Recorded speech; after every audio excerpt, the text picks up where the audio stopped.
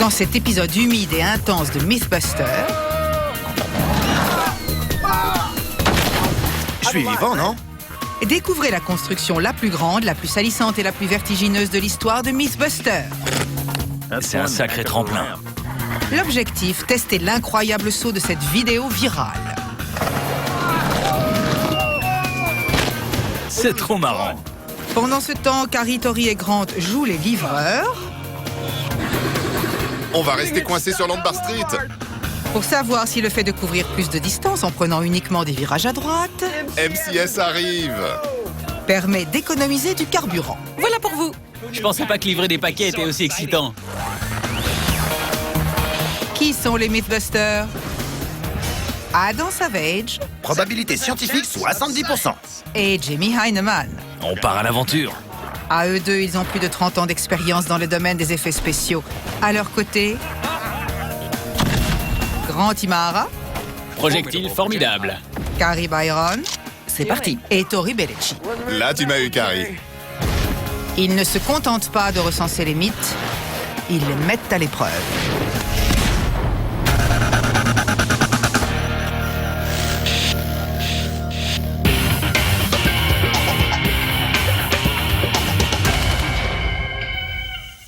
Tu portes un masque de plongée. Tu es très perspicace. Pourquoi? Pourquoi t'es perspicace ou pourquoi je porte un masque de plongée? D'accord. Je porte un masque parce que nous allons tester un mythe très moite. Il s'agit d'une célèbre séquence vidéo qui circule sur Internet et que nous avons reçue plein de fois, dans laquelle un homme glisse sur un toboggan aquatique, saute d'un tremplin, vole sur une distance apparemment impossible pour atterrir dans une toute petite piscine gonflable. Et c'est ça que tu veux tester? Oui, je veux tester ça. Cette impressionnante vidéo virale a déjà été vue plus de 4 millions de fois sur Internet. Mais s'agit-il d'un véritable exploit ou tout simplement d'un trucage?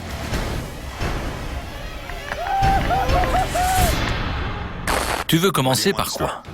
J'ai certes très envie de construire un grand toboggan pour le descendre à pleine vitesse, mais quelque chose me dit que c'est risqué. Oui. Je pense donc qu'on devrait commencer par faire une démonstration de faisabilité. Pour savoir si cette distance et cette précision sont envisageables. Exactement. Voyons d'abord ce que ça donne avec un petit toboggan et un petit glisseur. Sans prendre de risques nous-mêmes? Toujours pas. Toujours pas. Les voies de la vérité sont parfois glissantes. Nos amis décident donc de faire une démonstration de faisabilité avec un objectif précis. Réaliser une expérience de toboggan aquatique à petite échelle n'est pas évident, car la pesanteur n'est pas proportionnelle. Mais ce n'est pas grave, car on veut juste que notre petit mannequin atterrisse au même endroit de façon répétée. Parce que si ce n'est pas le cas, il est cuit. Deuxièmement, d'après la vidéo, à échelle correspondante, j'ai besoin de lui faire parcourir environ 5 mètres. Pour ce mini-glisseur, la mini-piscine se trouverait donc à 5 mètres du tremplin. Ça te dérange pas si je vois en vitesse comment il glisse? Pas du tout, fais-toi plaisir. Si ça marche, on pourra certainement tenter l'expérience pour de vrai. Pas trop mal. Mais pas assez bien pour qu'il passe le tremplin et parcourt 15 fois sa propre taille. Il n'y a pas d'eau. Eh oui, le toboggan glissera mieux s'il est mouillé. Cette eau colorée en bleu permettra au garçon de s'assurer que le toboggan est bien lubrifié. Le mini Adam peut alors effectuer sa première glissade. Test de glissade à petite échelle. 3, 2, 1...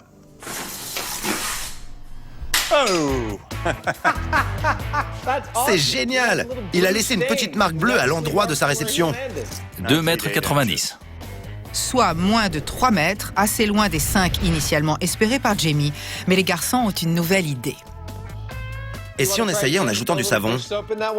Pas bête, je reviens tout de suite. L'eau savonneuse utilisée pour lubrifier le toboggan devrait permettre au petit cascadeur de diminuer la friction Super! et donc d'augmenter sa vitesse et la distance parcourue. On y va! 3, 2, 1... Boum! Le savon a permis au mini Adam d'aller plus loin. Mais qu'en est-il de la précision? Allez, on veut le même résultat. Quand je vois ça, je me dis qu'il ne pourra jamais atterrir tout le temps au même endroit. Mais ça ne va pas nous empêcher d'essayer, pas vraiment, pote? Oh, j'aimerais qu'on arrête. Non, tu vas ressauter. D'accord. C'est parti. Je m'en lasse pas. Nous non plus, mais ce n'est pas précis pour autant. Heureusement, Jimmy a un plan. Je pense qu'il faudrait l'attacher pour qu'il reste dans cette position. Ouais. Bloquer les bras et les jambes du mini-Adam devrait améliorer son aérodynamisme et l'aider à atterrir 2 fois au même endroit. Mais avant de le relancer, il faut de nouveau vaporiser le toboggan avec de l'eau savonneuse. Je pense qu'on devrait utiliser ce système pour notre toboggan grandeur nature. Mais en plus gros, tu sais, comme les pulvérisateurs manuels. Je doute que ce soit suffisant. Tu veux parier? Si tu veux en apporter un, pas de problème. Mais si on l'utilise vraiment pour arroser le tremplin, je te donnerai 75 €. Marché conclu. Le pari est lancé. En attendant, le mini-glisseur est lâché sur le toboggan. Encore et encore. Youhou! Boum! Celui-ci était assez proche du précédent. Ouais. Et il a même atterri à chaque fois sur les pieds. Les 2 fois? Oui. Cool. Très vite, un schéma se dessine. Plus les garçons envoient le glisseur ficelé en bas du toboggan, Encore dans la même zone. Vas-y, mets une croix. Ça commence à m'intéresser. plus ces atterrissages deviennent précis. Tu sais, Jimmy, après tous les trucs bizarres qu'on a bricolés, je m'attendais pas à obtenir des résultats aussi réguliers. Oui, j'en ai eu 3 de suite à 3 cm d'intervalle. Chouette. Je dois dire que quand je vois ces marques, et sachant que la piscine fera à peu près cette taille, je suis satisfait du résultat. Tu es donc prêt à mettre ta vie en jeu pour ce mythe? Non, pas encore tout à fait. Mais ça me semble moins mortellement dangereux que quand j'ai vu la vidéo pour la première fois. Je vois d'ici le tableau. Voler dans les airs, voir la cible se rapprocher de plus en plus, pour finalement s'écraser à moins de 30 cm à côté. Oh, pas de bol.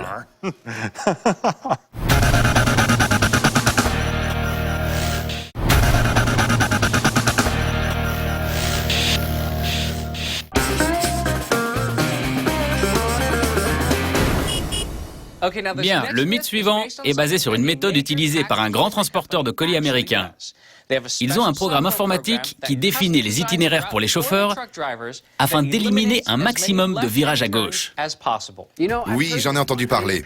Aux États-Unis, ce serait plus facile pour un livreur de tourner à droite, car il faut juste que la première voie soit dégagée. Alors que s'il veut tourner à gauche, il doit attendre soit que le feu passe au vert, soit que les 2 voies soient libres. Et pendant cette attente, il gâche du carburant. Vous dites que pour arriver au même endroit, on économiserait du carburant en remplaçant un virage à gauche par 3 virages à droite? Exactement. Et pour un grand transporteur de colis, ça se chiffre en millions d'euros. En millions. Génial!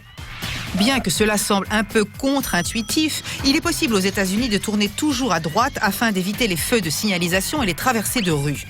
Mais cela permet-il vraiment d'économiser du carburant malgré la distance supplémentaire? Comment on procède? Cette méthode s'applique aux camions de livraison, mais comme la plupart des téléspectateurs n'en conduisent pas, je suggère que nous commencions avec une voiture. Oui, prenons une voiture. Faisons dériver le circuit de carburant vers un réservoir indépendant qu'on pourra enlever et peser afin de savoir exactement combien de carburant on consomme. Bonne idée! Et on fera 2 itinéraires. Un direct et un autre qui évitera les virages à gauche. Pour plus de régularité, il faudrait un seul chauffeur pour les 2 parcours. Et comme je conduis mieux que vous, c'est à moi de le faire. Tu conduis mieux que nous, toi? Grant prendra donc le volant. L'équipe se rend à Treasure Island pour livrer le butin mythique. Selon notre mythe, les virages à droite consomment moins de carburant que les virages à gauche. Nous avons donc défini 2 parcours que nous allons effectuer à la même vitesse et avec le même style de conduite afin de livrer 12 colis. Voici la réplique du pistolet de Blade Runner, façon Adam. L'itinéraire le plus direct, par la gauche, comprend une attente de 60 secondes à un feu. Le deuxième parcours, par la droite, élimine cette attente mais rallonge le trajet. Ces 2 itinéraires sont répétés autant de fois qu'il y a de paquets, à savoir 12.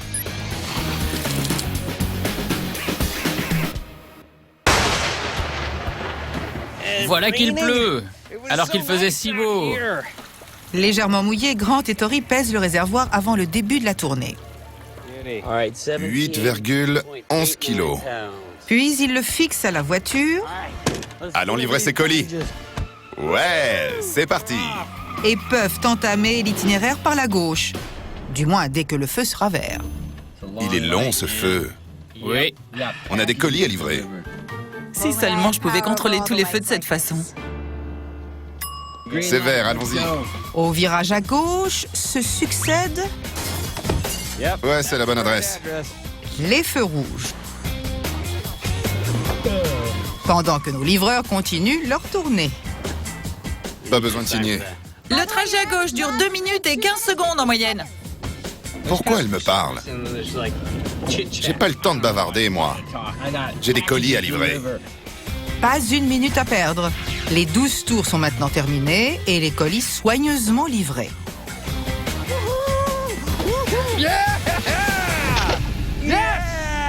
Ok, premier parcours terminé, allons mesurer le réservoir de carburant. Bon, ça pèse 7,09 kg. Soit une différence de 1,02 kg. Et vous avez effectué la tournée en 27 minutes et 6 secondes. Pas mal. Recommençons depuis le début en ne faisant que des virages à droite. 8,11. Parfait. L'objectif est simple, refaire une tournée de 12 colis. J'ai déjà fait une livraison ici. Mais cette fois-ci, en tournant uniquement vers la droite. Bien, à la prochaine, tu prends à droite. Et ensuite... Il faut être adroit pour aller à droite. J'aime cet humour. Grant roule à la même vitesse que lors de la tournée précédente et les conditions climatiques sont identiques. Pourtant, Ce parcours me semble plus rapide. Je ne sais pas si je me trompe. On gagne du temps car il n'y a pas de feu. Monsieur Endelstein. Monsieur Endelstein. Bon. Allons-y. T'as entendu quelque chose? Non. cette fois-ci, malgré une distance rallongée d'un tiers, Ok, c'est notre dernier arrêt. les colis ont été livrés en seulement 21 minutes. Bien, le moment est venu de savoir quel itinéraire consomme le moins de carburant, celui des virages à gauche ou celui des virages à droite. 7,05. Conclusion, les virages à droite ont consommé plus de carburant. Ça m'a l'air d'être un mythe bidon. Mais vous avez été plus rapide. On a gagné du temps, mais on a consommé plus de carburant. Et le but était justement de mesurer la consommation totale de carburant pour 12 livraisons. Pour notre premier test, nous avons effectué tous les virages à gauche. Nous avons parcouru 36 pâtés de maison en 27 minutes, alors que pour le second test, avec tous les virages à droite, nous avons fait 60 pâtés de maison, soit presque le double, mais en seulement 21 minutes. Le parcours par la gauche a consommé moins de carburant. Mais qu'est-ce que cela implique pour notre mythe? Certes, le parcours vers la gauche a été moins gourmand que celui vers la droite. Mais ce qu'il faut regarder, c'est la différence. Et elle est dérisoire. 40 millilitres de carburant, soit un écart de moins de 1%. Je pense donc que pour approfondir la question, nous devons effectuer un scénario en conditions réelles.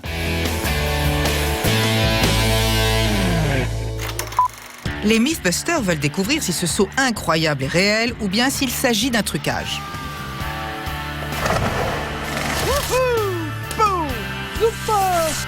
Et après une démonstration de faisabilité, il semble que le mythe pourrait bien fonctionner.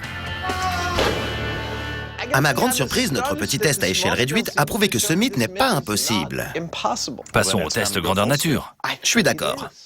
Mais c'est assez dangereux. Donc la question est de savoir si tu veux risquer ta vie en essayant d'atteindre la piscine. Non, pas du tout. Et c'est pourquoi j'ai élaboré un plan qui frise la perfection. Nous n'avons pas besoin de tester ce mythe sur la terre ferme. Il nous suffit de viser une cible qui a la forme d'une piscine. On pourrait poser cette cible sur, devine quoi, un lac. Du coup, si on rate la cible, on ne meurt pas. On est gagnant à tous les coups. Excellent plan. Mais avant de se lancer dans le test grandeur nature, il faut d'abord savoir ce que signifie exactement grandeur nature. Ce mythe dépend réellement du toboggan et de ses dimensions. Je vais donc passer un peu de temps sur cette vidéo afin d'essayer d'en extrapoler les données. Et après une extrapolation des plus minutieuses, J'en déduis qu'il mesurait 2,50 m de large, grâce à cette précédente prise. Adam a trouvé les dimensions de notre toboggan. Il mesure 61 mètres de long avec une inclinaison de 24 degrés et un tremplin haut de 3,65 m et offrant un angle de 30 degrés. Ils vont donc devoir trouver un lac situé au pied d'une colline inclinée à 24 degrés. Pourquoi pas celui-ci? C'est l'endroit idéal. C'est splendide. Ça me fait des choses dans le ventre rien qu'en le regardant. Oui, une fois en bas de cette colline, on ira très vite. Mortel. Ce site est parfait. Mais il va néanmoins nécessiter un peu de travail pour obtenir l'inclinaison de 24 degrés requise pour ce mythe. Jamie le déblayeur entre donc en scène. J'adore ces petits engins de déblaiement. On dirait des hamsters géants dopés aux stéroïdes. Au bout d'un certain temps, leur manipulation devient instinctive et on peut déplacer des choses en moins de temps qu'il ne faut pour le dire. Ouais! J'adore! On se croirait dans un stage de Monster Truck. Il faut plus de 150 mètres cubes de terre pour fabriquer ce toboggan, ce qui risque de prendre un certain temps. On n'a pas fini. Et alors que le soleil se couche sur cette première journée de labeur titanesque, la pente ressemble davantage à une taupinière qu'à un toboggan. Heureusement, des renforts arrivent le lendemain matin. Ces engins efficaces nous ont bien aidés. Mais ça ne suffisait pas. Alors nous avons fait appel à une aide extérieure. Permettez-moi donc de vous présenter l'aide extérieure.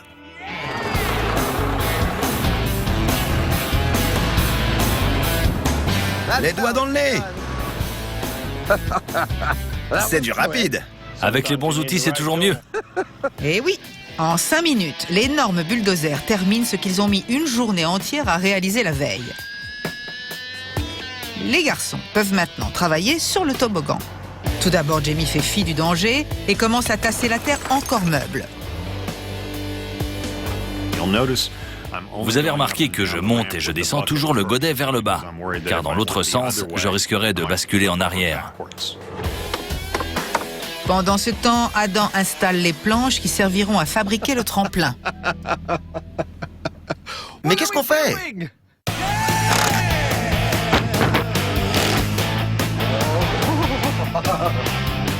52 panneaux de contreplaqué sont glissés le long de la pente et le toboggan commence à prendre forme. C'est magnifique. C'est super. À toi l'honneur. Étape suivante, recouvrir le toboggan avec un tapis.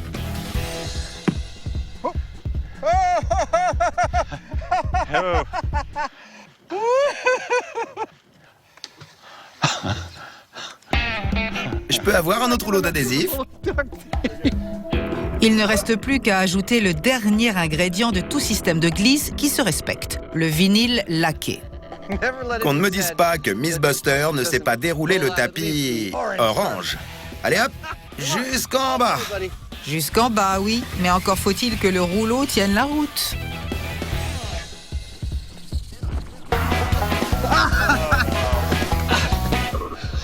Super. Tu pourrais sortir du tapis, s'il te plaît? Ouais. Ça a l'air glissant. Ok, on essaie comme ça. Je ne fais pas que m'amuser. J'essaie de voir s'il y a des parties saillantes qui pourraient nous blesser. Wouhou! Et apparemment, il n'y en a pas. Et voilà le travail. Un toboggan aquatique en bonne et due forme, façon Mythbuster. Mon ami, ça, c'est du tremplin. En effet. Qu'est-ce qui nous empêche de le tester dès maintenant? Une petite pause. Ah, à tout de suite alors. Les transporteurs de colis américains peuvent-ils économiser du carburant en tournant uniquement à droite afin d'éviter les feux de signalisation? Pour les voitures, on a vu que la différence entre les virages à droite et à gauche n'était pas significative. Mais en est-il de même pour les camions? Cette compagnie de livraison perd-elle juste son temps? Je pense vraiment qu'on doit tenter l'expérience avec un camion. Ces véhicules mettent en effet plus de temps à accélérer et on a donc besoin d'une plus grande pause dans le trafic pour faire un virage à gauche. En outre, leur moteur consomme plus de carburant au ralenti. Oui, et en conditions réelles, à la circulation s'ajoutent les ruelles étroites, les côtes, les piétons. Un peu comme à San Francisco. Alors je dis banco pour le camion. Ça veut dire oui? Oui. J'aimerais bien avoir mes effets sonores moi aussi. Oui, tu peux faire plein de trucs avec.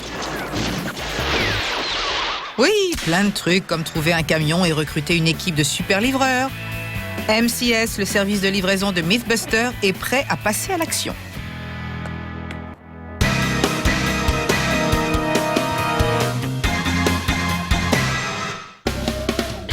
Nous allons effectuer 6 livraisons à nos fournisseurs préférés. Dans chaque paquet, des t-shirts de Mythbuster. Mais plus important, notre camion est équipé d'un réservoir de carburant que nous pèserons avant et après chaque parcours, afin de connaître notre consommation. 35,75 kilos. C'est donc notre valeur de départ. Cerise sur le gâteau, c'est moi qui vais conduire. Comme pour le test avec les voitures, nos amis vont suivre 2 itinéraires différents, mais qui les feront passer par les mêmes points de livraison.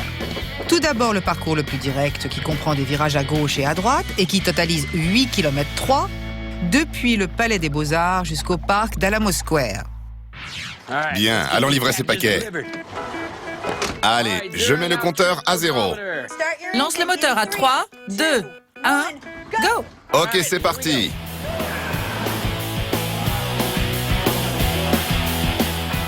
Ok, au prochain feu, tu prends à gauche. Ah, tu vois, ce fichu feu nous retarde dans notre planning. Malgré les feux, nos livreurs atteignent la première étape. T'es prêt, gamin? Comme toujours. Fort Mason. Lâche le paquet. Ok. Le ninja livreur saute du camion et le premier paquet est déposé. Allez, gros, on a un planning à respecter. Ok, fonce. Oh bon sang, on doit passer par Lombard Street. J'aime les défis. C'est la rue la plus sinueuse de la ville, voire du monde. Non, ça c'est Wall Street. Et oui, Lombard Street tourne plus qu'une bouteille de lait en plein désert, ce qui complique légèrement la tâche des livreurs de MCS. Oh là là, oh là là. Dès le début, je me suis dit, qui a choisi ce parcours? C'est absurde.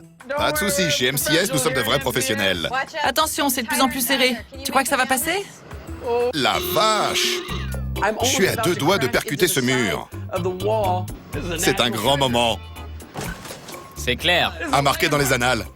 J'ai été obligé d'enclencher la marche arrière. Je commence donc à reculer. Et là, à cause de l'inclinaison du camion, le carburant n'arrive plus au moteur et il cale. Essaye. Bon sang!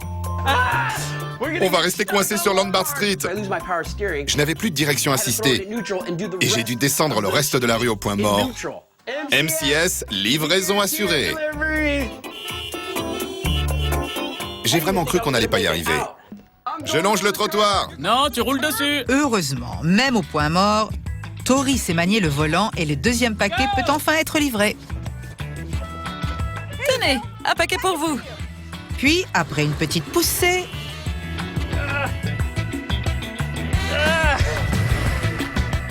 De la folie. direction le point de livraison numéro 3 à North Beach. Ciao! On est à North Beach, le quartier italien, mon pays. Ciao! Salut, Vinny! Si on s'arrêtait déjeuner? Pas le temps, Tori. On doit livrer un paquet.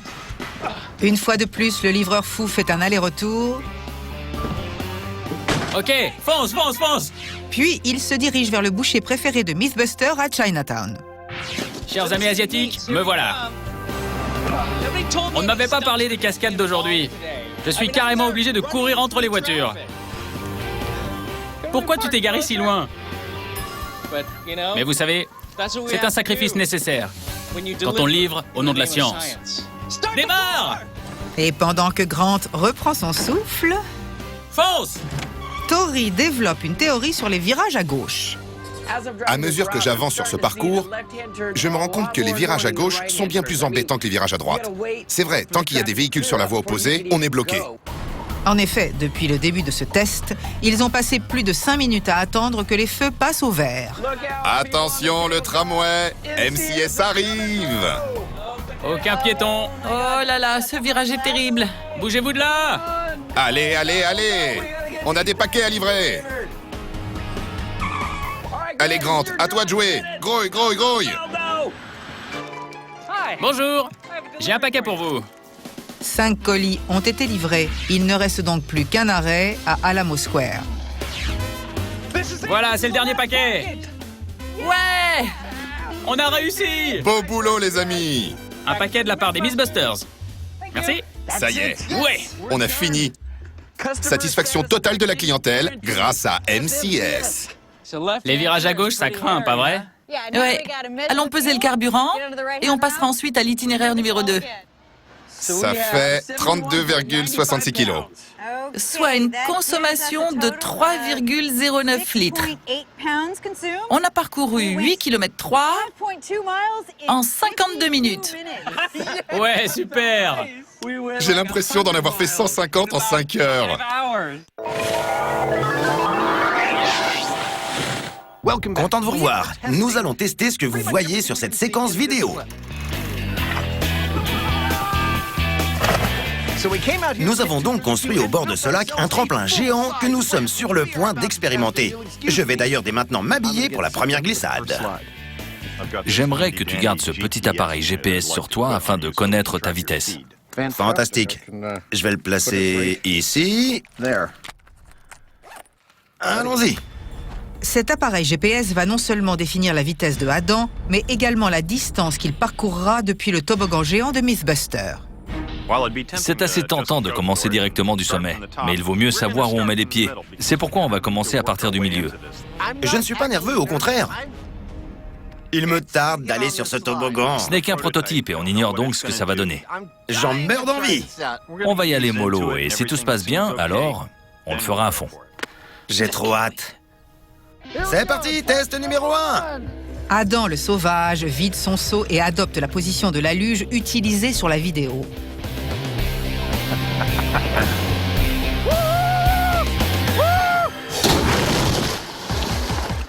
Génial! Tout va bien.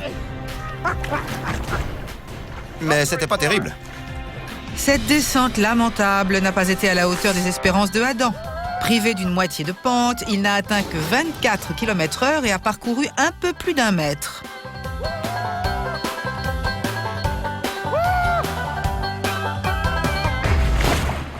T'as même eu du mal à franchir le bout du tremplin. Je sais pas ce qui s'est passé. Ça glissait bien et le toboggan est bon. Car il m'a bien retenu au milieu. Mais ouais, j'ai fait moins de 2 mètres. C'est pas bon signe. Non, c'est pas bon signe pour le mythe. Mais je crève d'envie d'y retourner tellement c'était marrant. Pour la deuxième prise, il décide de prendre davantage d'élan et monte jusqu'aux 3/4 du toboggan.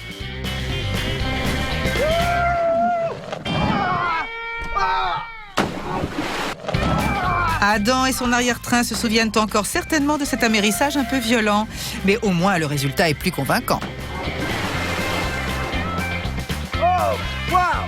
Il y a simplement eu un petit problème de lubrifiant.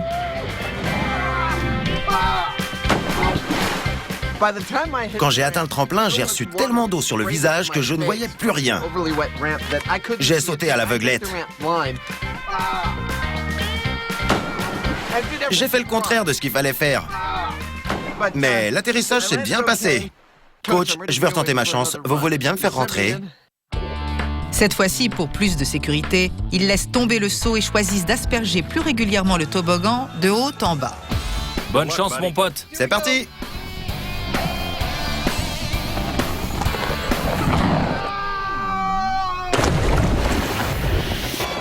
Beaucoup mieux. Cette fois, la lubrification a été bonne. Adam a atteint la vitesse de 33 km/h et a parcouru 15 mètres. Bonjour la montée d'adrénaline. Et ça risque d'être encore plus intense quand tu partiras de tout en haut. Ce que tu vas faire maintenant, je suppose.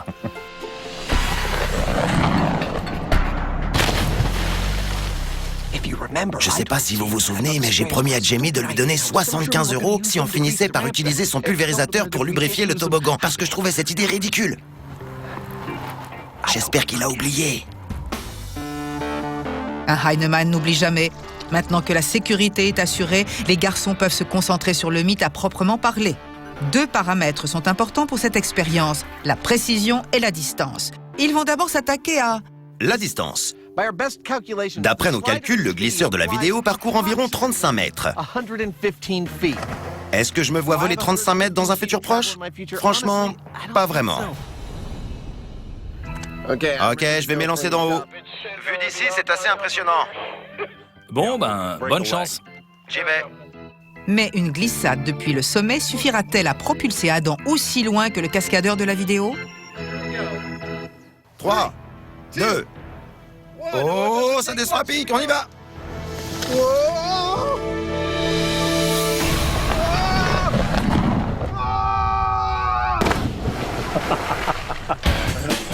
Malgré une descente extrêmement rapide, Adam n'a parcouru que 21 mètres. C'est loin des 35 mètres du mythe.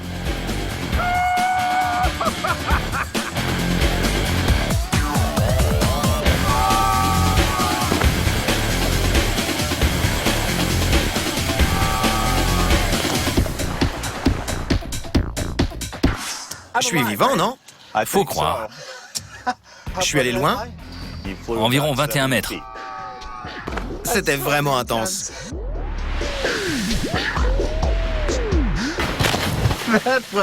C'est de loin l'expérience la plus intense que j'ai vécue dans cette émission. Repasse les images, je veux les voir encore une fois. Ouais, regarde ça. Je peux pas m'empêcher de crier jusqu'à ce que je tombe dans l'eau. Quand j'ai senti mes pieds toucher l'eau, j'étais soulagé car je savais que ma réception était bonne. Ah, j'aimerais que vous viviez ça. Nous, non merci. Mais Jamie, lui, il peut.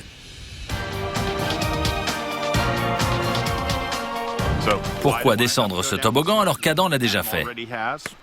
Je suis prêt. Vous ne pensez tout de même pas que je vais passer à côté d'une expérience pareille? Regardez ce truc. Et puis, qui sait, je peux peut-être aller plus loin.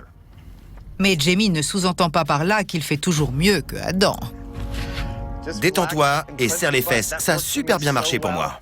C'est simplement une question de poids. Jamie étant légèrement plus lourd que Adam, cela pourrait lui donner un avantage en termes de distance. C'est parti! Par sécurité, il s'élance d'abord aux 3/4 du sommet.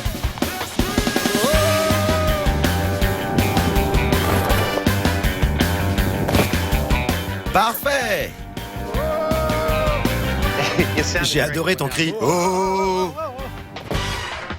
Oui, c'était involontaire. Tu comprends mieux ce sentiment de ne pas pouvoir maîtriser ce qui va se passer? Je n'ai pas gardé les jambes aussi tendues que toi, ce qui pourrait expliquer que j'ai un peu dévié. Oui. La descente est un peu douloureuse, et si tu n'es pas droit, ça secoue pas mal. Ouais, mes fesses s'en souviennent encore.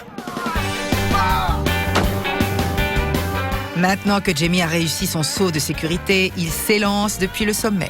Regardez-moi ce truc. Qui a la chance de faire ça une fois dans sa vie? C'est trop marrant. Peut-être, mais parviendra-t-il à parcourir les 35 mètres du mythe? Du sommet. 3, 2, 1...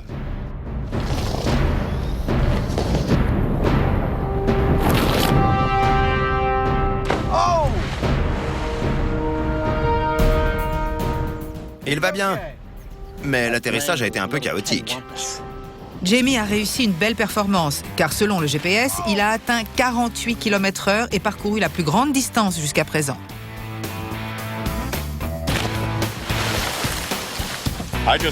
J'ai frisé les 50 km/h et volé sur 22 mètres. D'après la vidéo, on sait que le cascadeur a parcouru environ 35 mètres et partant de là, en faisant le calcul, on peut en déduire qu'il a atteint une vitesse aérienne comprise entre 65 et 70 km/h. C'est mal parti pour ce mythe.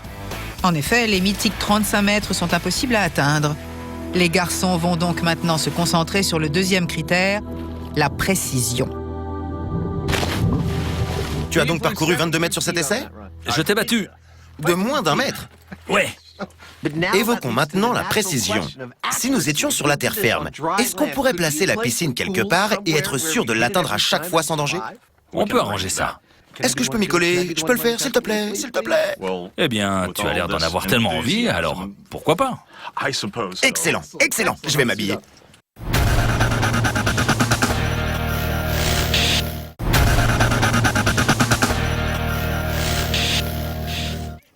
Un paquet pour vous. Notre trio de livreurs teste le mythe selon lequel, aux États-Unis, on peut économiser du carburant en tournant uniquement vers la droite. Allez, allez, allez! On a des paquets à livrer! Lors de leur tournée avec virage à gauche, ils ont consommé 3,09 litres de carburant. Qu'en sera-t-il avec les virages à droite? On va maintenant tester l'itinéraire sans virage à gauche. Pour rester le plus cohérent possible, nous allons rouler à la même heure de la journée, avec le même style de conduite et respecter les 6 mêmes destinations. Comme pour le test précédent, il commence par peser le réservoir de carburant. Voilà, 34,91. Allez, à droite toute. Cool! Il est temps de commencer la tournée. Allons-y. Les virages à droite sont peut-être un peu plus faciles à prendre, mais définir le trajet pour atteindre sa destination exige un peu plus de planification. C'est déjà assez dur de conduire en ville avec votre voiture. Alors quand vous y ajoutez les côtes, les piétons et la circulation... J'ai failli être pris au piège par un tramway. J'espère juste qu'on va arriver au bout de la tournée sans accident. Attention! 6 paquets à livrer en ne prenant que des virages à droite. Ça s'annonce intéressant. Absolument. Lors de cette tournée, ils vont livrer leurs colis aux 6 mêmes endroits, mais en remplaçant chaque virage à gauche par 3 virages à droite, soit une distance supplémentaire de 20% par rapport au test précédent. La porte de Fort Mason. Grant, t'es prêt pour la première livraison? Prêt. Bien, je me gare, tu sautes et tu livres. OK. Fonce, fonce! Une fois de plus, Bolt, Grant, livre la marchandise. Allez, allez, allez, tu peux le faire, Grant! Tu peux le faire! Et Tori est sur la bonne voie. J'ai l'impression de faire beaucoup plus de kilomètres avec cet itinéraire. Ouais, mais on n'attend pas au feu. Grant a raison. Ils ne traînent pas lors de cette tournée et atteignent déjà le 2e point de livraison. Mais le temps gagné suffira-t-il à compenser la distance supplémentaire? Bien, nous revoici sur Lombard Street. On est prêt, mais évite les murs. Leur dernier passage dans cette rue avait été quelque peu laborieux. C'est pas mal.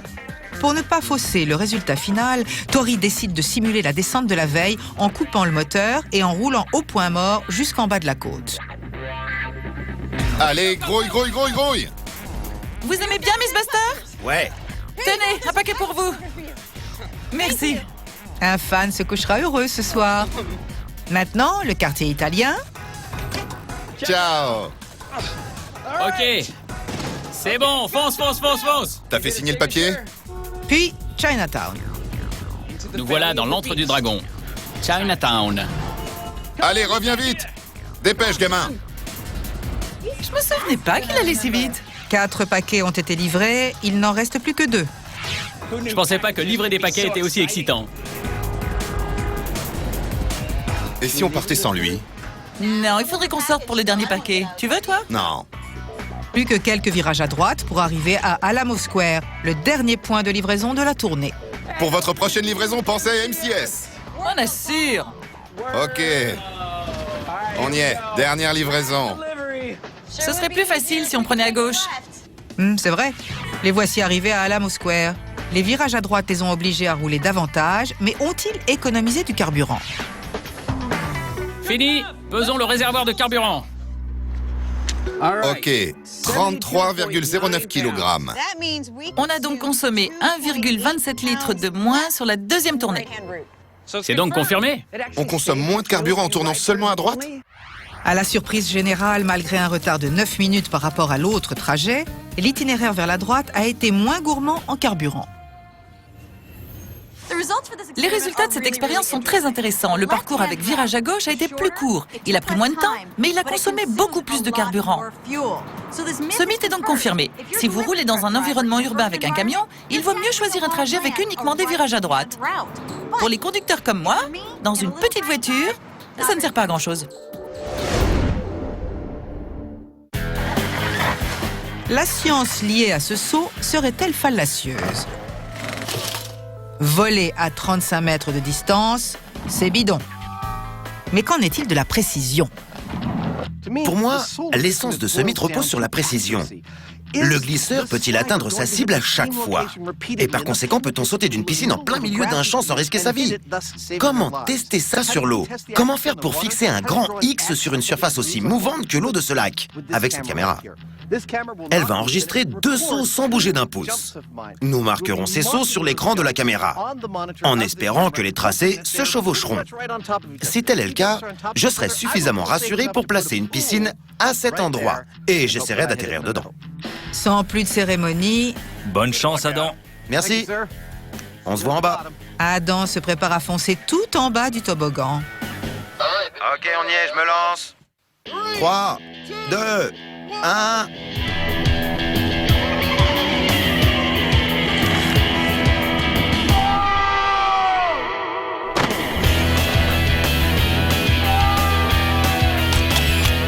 Voilà pour le premier saut.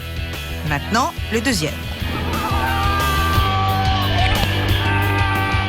Et apparemment, notre sauteur semble avoir atterri 2 fois au même endroit. Enfin, à peu de choses près.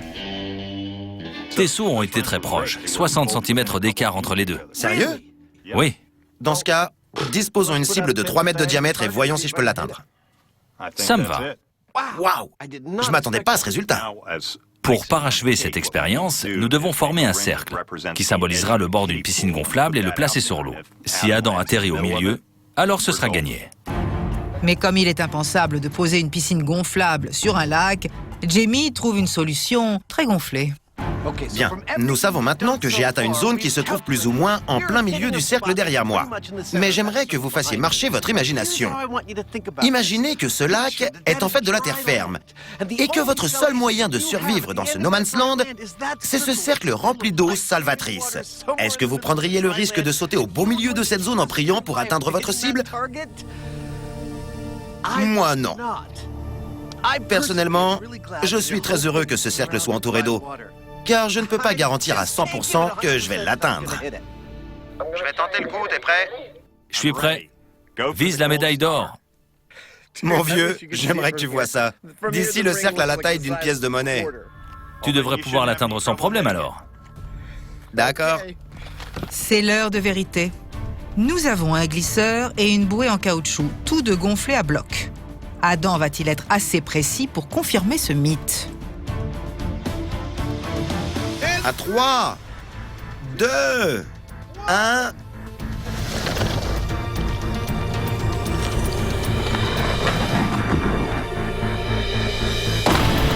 Ouais! Ouais! C'est le saut parfait. Bon sang! Je l'ai même pas touché! Le dernier vol de Adam lui a fait parcourir 21 mètres pour atterrir en plein milieu de la fausse piscine gonflable. Mais je ne pense pas que ce soit adapté à un parc d'attractions. C'est trop intense pour les enfants. Bien joué. Merci. Je n'arrive pas à croire que ça ait aussi bien marché. Adam a fait preuve d'une grande précision. Mais n'oublions pas que dans la vidéo, la piscine était à environ 35 mètres du tremplin. Ce qui signifie que si ce qui s'est produit ici s'était produit dans la vidéo, le cascadeur se serait écrasé bien avant la cible. Et ce ne serait pas beau à voir. Certes. Mais alors, quelle conclusion tirer de cette vidéo qui a fait le tour de la toile? Pour ce qui est de la distance, c'est bidon, car il faudrait avoir un toboggan au moins 2 fois plus long pour atteindre 35 mètres. Par contre, pour la précision est l'élément le plus étonnant de ce mythe. Au début de cette expérience, je ne pensais pas qu'on pourrait atterrir au même endroit avec autant de régularité et qu'il serait possible de réussir la même chose sur la terre ferme. Oui, mais un seul des 2 critères est confirmé, donc ce mythe est bidon. Ta froideur technique est effrayante, mais je suis d'accord, c'est bidon. Et où est mon fric? Je dois bien avouer que c'est l'expérience la plus intense que j'ai jamais vécue dans cette émission. Tu sais, pendant que nous testions ce mythe sur le terrain, nos chercheurs l'ont traqué sur Internet. Comment ça? Ils ont contacté les personnes qui ont réalisé cette vidéo. Et tu sais quoi? C'est un trucage informatique. Doublement bidon! Bidon.